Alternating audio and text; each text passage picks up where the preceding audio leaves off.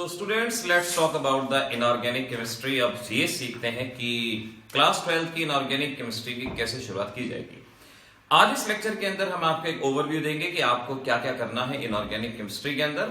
Class 12 में inorganic chemistry आप mainly P block, D and F block, coordinate और extraction, ये मेनली इनऑर्गेनिक केमिस्ट्री का पार्ट रहते हैं। अब आप इनको किस तरह से कर पाएंगे, लेट्स सी। क्या करना चाहिए? सबसे पहले आपको यहां पर जीआईसी कोई बुक में मेंशन नहीं है, ये सेल्फ प्रिपेयर्ड वर्ड है जो खुद बनाया गया है, खुद हमने भी बनाया है और ऐसे ही और कहीं भी लिखा मिलेगा तो जीआईसी मतलब general inorganic chemistry. General inorganic chemistry का मतलब है base of chemistry, basics of inorganic chemistry.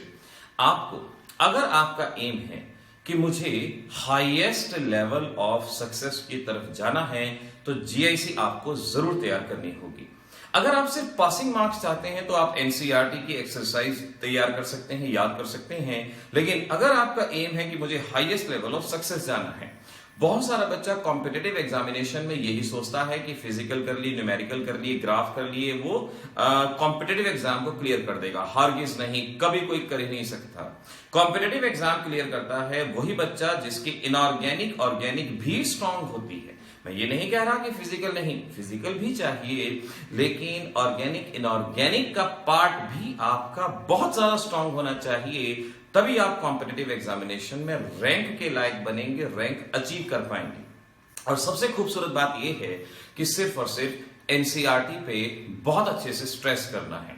11th की एनसीईआरटी की एक एक लाइन आपको इनऑर्गेनिक की पढ़ डालनी है, ऑर्गेनिक की पढ़ डालनी है। 12th क्लास की ऑर्गेनिक की, इनऑर्गेनिक की, एनसीईआरटी की एक एक लाइन पढ़ डालनी है। देखें, बहुत बड़ी बड़ी किताबें पढ़ने की जरूरत नहीं।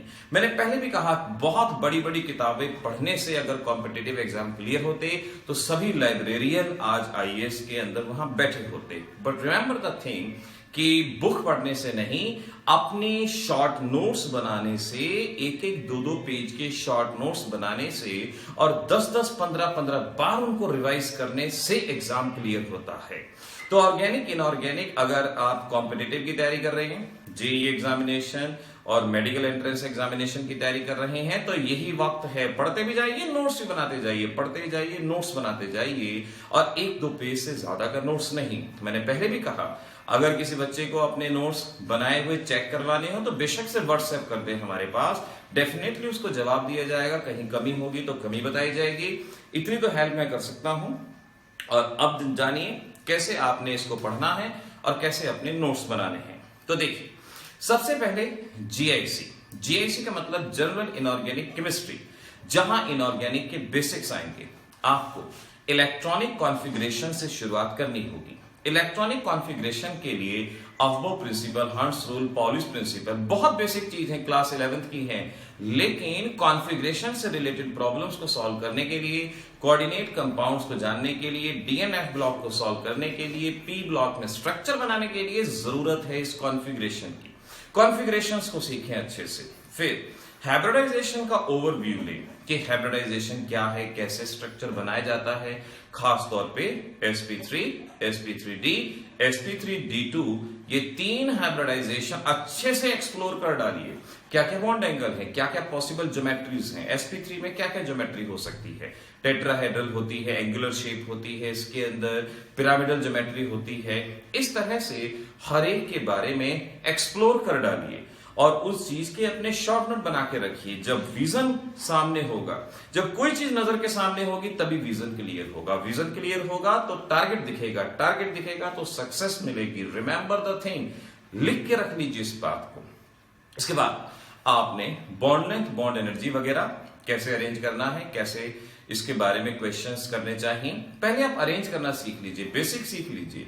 क्योंकि अगर मैं लेक्चर में कहूंगा कि बॉन्ड लेंथ को अफेक्ट करने वाला फैक्टर ये है etcetera, then you must know कि भाई वो फैक्टर क्या है, आप उसको अरेंज करना सीख लीजिए। बॉन्ड एंगल, अगली चीज, बॉन्ड एंगल के बेसिस पे ग्रुप 15 में क्वेश्चन बनता है, ग्रुप 16 में बनता है, तो वहां पर बॉन्ड एंगल से रिलेटेड चीज आनी चाहिए। Dipole moment is the next thing. Dipole moment को आपने फिर उसके बाद सीखना है। ये पॉइंट है जीआईसी के अंदर जो आपको कवर करने हैं, मेजरली ये पॉइंट। इनका कंसेप्ट क्लियर होगा तो इनऑर्गेनिक में इंटरेस्ट बनेगा, इनऑर्गेनिक आएगी। अब कोई बच्चा ये कहे कि भाई हमें तो इनऑर्गेनिक सर बिल्कुल ही समझ में नहीं आती। बेटा जब तक एफर्ट्स नहीं करेंगे नहीं समझ में आएगी, एफर्ट्स करेंगे तो बिल्कुल ग्रैब कर पाएंगे, आसान लगेगी। कोई भी चीज मुश्किल तभी तक है जब तक वो हमारी पहुंच से दूर है, जिसको हम नहीं जानते। और एक बार अगर हम जान गए वही चीज आसान बन जाती है। आसान या मुश्किल बनाना आपके हाथ में है, किसी के सामने मजबूरी नहीं शो करना। एफर्ट्स करने की आपकी काबिलियत शो होनी चाहिए, एफर्ट्स आपके वहां पर दिखने चाहिए। एफर्ट्स करेंगे बात बनेगी, जरूर बनेगी, कोई रोक ही नहीं सकता उस बात को ना। जनरल इनऑर्गेनिक केमिस्ट्री अच्छे से हो जाने के बाद अब आप पी ब्लॉक एलिमेंट के अंदर जाएंगे। हर ग्रुप को अच्छे से करना है, लेकिन अगर ग्रुप 15 को ही आपने एक बार अच्छे से कर लिया, जैसा कि हम आने वाले लेक्चर्स में भी बताएंगे, तो ग्रुप 16, 17, 18 ऑटोमेटिकली हो जाएंगे। ग्रुप 15 को थोड़ा ध्यान से कीजिए, उसमें एक सीक्वेंस फॉलो कीजिए। एटॉमिक साइज के बारे में, आयनाइजेशन एनर्जी के बारे में, इलेक्ट्रॉन गेन एंथैल्पी एक सीक्वेंस में पढ़िए। हाइड्राइड के बारे में पढ़ना है तो क्या पढ़ना है, एक सीक्वेंस में अपने नोट्स बनाइए। किताब को अगर देखेंगे तो डर जाएंगे, भयंकर किताब लगेगी, क्योंकि पी ब्लॉक सबसे बड़ा चैप्टर है क्लास 12 सिलेबस का। तो किताब में देख के अगर आपने इसको पढ़ने की कोशिश की, नहीं कर सकते, कॉन्फिडेंस वहीं खत्म होगा। आपको अपने नोट्स यहां प्रिपेयर करने ही होंगे, कोई और आपकी हेल्प नहीं करेगा। आपको खुद नोट्स बनाने हैं बताए गए टॉपिक के साथ साथ। फिर hydrides of group 15, ammonia, phosphine, arsine वगैरह, इनकी प्रॉपर्टीज, बॉन्ड एंगल में कैसे अरेंज करना है, थर्मल स्टेबिलिटी में किस तरह से अरेंज करना है, बेसिक कैरेक्टर प्रोटॉन एफिनिटी में किस तरह से अरेंज करना है, ये जानना है। फिर इसमें प्रिपरेशन है, अमोनिया की प्रिपरेशन, हैबर्स प्रोसेस, HNO3 की प्रिपरेशन। ये दो प्रिपरेशन में आपको ये याद करना है how to get maximum yield, how to get maximum yield of ammonia, how to get maximum yield of HNO3, ये आपको लर्न करना है। और इसमें आपको रिएक्शंस, केमिकल रिएक्शंस में बच्चा बहुत उलझता है। पी ब्लॉक के रिएक्शन का एक डर सा बैठा रहता है, क्योंकि रिएक्शन ही बहुत ज्यादा है। ऑर्गेनिक रिएक्शन तो हम बनाते हैं आसानी से, इनऑर्गेनिक को थोड़ा सा समझना थोड़ा सा टिपिकल टास्क रहता है। तो ऐसे में जो भी एनसीईआरटी एक्सरसाइज में है या एनसीईआरटी इन टेक्स्ट में जो हाईलाइटेड रिएक्शन है, जो अलग कलर में दी गई है, डार्क करके दी गई है, वो रिएक्शन आपने याद करनी है, वो रिएक्शन रटनी है। ये मंत्र है आपके एग्जाम का। मान जाओगे तो समझ जाओगे, सीख जाओगे, और अगर एफर्ट्स नहीं करोगे तो चीजें तो किताब में है ही, लिखी ही हुई हैं। इसके बाद आपने कुछ स्ट्रक्चर्स बना लेने हैं। ऑक्साइड ऑफ नाइट्रोजन क्या है, ऑक्साइड ऑफ फास्फोरस क्या है, H3PO4 इनके एसिड, H3PO3, इतना पोर्शन कम से कम आपका तैयार होना चाहिए।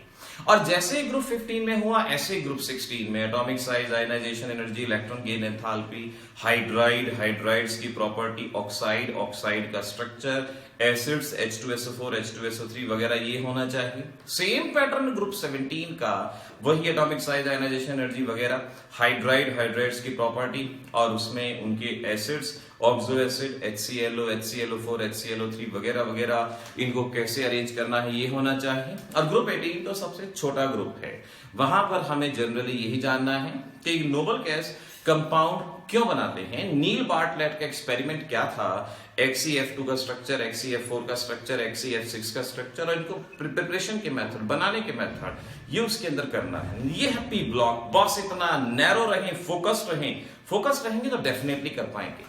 DNF ब्लॉक के अंदर अगर आपने GIC को ढंग से किया, पी ब्लॉक को ढंग से किया, तो DNF ब्लॉक ऑटोमेटिकली होता जाएगा। DNF ब्लॉक में सबसे बड़ी बात है कि अनपेयर्ड इलेक्ट्रॉन प्रेजेंट होता है, ये कलर्ड होते हैं, ये कॉम्प्लेक्स बनाने की टेंडेंसी रखते हैं, एटसेट्रा। ये बात दिमाग में हो। यहाँ इनकी प्रॉपर्टीज, ये एलॉय फॉर्म क्यों करते हैं, इंटरस्टिशियल कंपाउंड क्यों बनाते हैं, इनमें मेथड ऑफ प्रिपरेशन की रिएक्शन है। पोटेशियम डाइक्रोमेट कैसे बनता है, मोस्ट इंपॉर्टेंट। KMnO4 कैसे बनता है, अगेन इंपॉर्टेंट। और एनसीईआरटी में इनकी रिएक्शन है। एनसीईआरटी एक्सरसाइज में 2 क्वेश्चन है रिएक्शन के, कि K2Cr2O7 पे H2S का एक्शन बताओ। रिएक्शन लर्न करनी है, मैं बनाना भी सिखाऊंगा यहाँ पर, तब तक आप इन रिएक्शन को लर्न करेंगे। अगर आपका पेपर पहले आता है तो इसको लर्न करें, वरना आप लेक्चर्स में सीखेंगे भी। इसके बाद आपने इसमें लेंथेनाइट कॉन्ट्रैक्शन, एक्टिनाइड कॉन्ट्रैक्शन, इनका कॉज क्या है, कौन सी कॉन्ट्रैक्शन ज्यादा है और इनके कॉन्सिक्वेंसेस। मैक्सिमम बोर्ड्स में, स्टेट बोर्ड सीबीएसई में, इन दोनों में से एक क्वेश्चन जरूर आता है, लेंथेनाइड कॉन्ट्रैक्शन क्या है, एक्टिनाइड कॉन्ट्रैक्शन क्या है, इसका कारण क्या है, कौन सी ज्यादा है, कौन सी कम है, इसके बारे में क्वेश्चन पूछा जाता है। कोऑर्डिनेट कंपाउंड, कोऑर्डिनेट कंपाउंड्स के अंदर नॉमेनक्लेचर, इसमें से क्वेश्चन पूछा जा सकता है। आइसोमेरिज्म, इसमें से क्वेश्चन पूछा जा सकता है। सबसे बड़ी बात, जो एनसीईआरटी एक्सरसाइज में क्वेश्चन है उन्हीं में से क्वेश्चन आपसे पूछा जाएगा। फिर इसके बाद इसमें क्वेश्चन बनता है वैलेंस बॉन्ड थ्योरी में से, वीबीटी वैलेंस बॉन्ड थ्योरी, उसका भी एनसीईआरटी में लिखा हुआ क्वेश्चन, एक्सरसाइज में लिखा हुआ क्वेश्चन, वो आप बहुत अच्छे से करें। ये चीज इसमें से मेजरली पूछी जाती है। Isomerism, optical isomerism, geometrical isomerism, जैसा कि मैंने अभी बताया, सिर्फ एनसीईआरटी एक्सरसाइज का क्वेश्चन करना है। बहुत अच्छे से ये क्वेश्चन करेंगे तो डेफिनेटली बात बनेगी। सीएफटी, क्रिस्टल फील्ड थ्योरी, यहां से आपको सीएफएससी किसे कहते हैं और कॉन्फ़िगरेशन कैसे लिखते हैं, 2 पॉइंट ध्यान रखने हैं। सीएफएससी किसे कहते हैं, कॉन्फ़िगरेशन कैसे लिखते हैं और सीएफएससी किन फैक्टर पर डिपेंड करती है, ये करना है। एप्लीकेशन ऑफ कोऑर्डिनेट कंपाउंड, हमारे ब्लड में कौन सा कोऑर्डिनेट कंपाउंड है, प्लांट्स में कौन सा है, एटसेट्रा। सिस्प्लैटिन क्या होता है, फेरोसिन क्या होता है, इस तरह के कुछ क्वेश्चंस को आपने करना है। साफ शब्द में कहूं तो DNF block coordinate NCERT exercise में से ही आपको करना चाहिए। आपने अगर उसको कर लिया then it is very good, we can say damn good, very good, बहुत अच्छा रहेगा। तो इस तरह से हम इनऑर्गेनिक को पढ़ेंगे। इनऑर्गेनिक आगे से शुरू करेंगे और इसी तरह से आपके एग्जामिनेशन की तैयारी करवाएंगे। तब तक जो मैंने ओवरव्यू दिया है उसके अकॉर्डिंगली आप अपने शॉर्ट नोट्स बनाने की तैयारी करें। अगर आप इनऑर्गेनिक जानते हैं तो इसी पैटर्न को, इसी रास्ते को, इसी डायरेक्शन को, इसी दिशा को फॉलो करें। डेफिनेटली आपके बोर्ड एग्जाम के साथ साथ जेईई मेंस और नीट एग्जामिनेशन की तैयारी भी साथ साथ होती जाएगी। All the best, happy examination.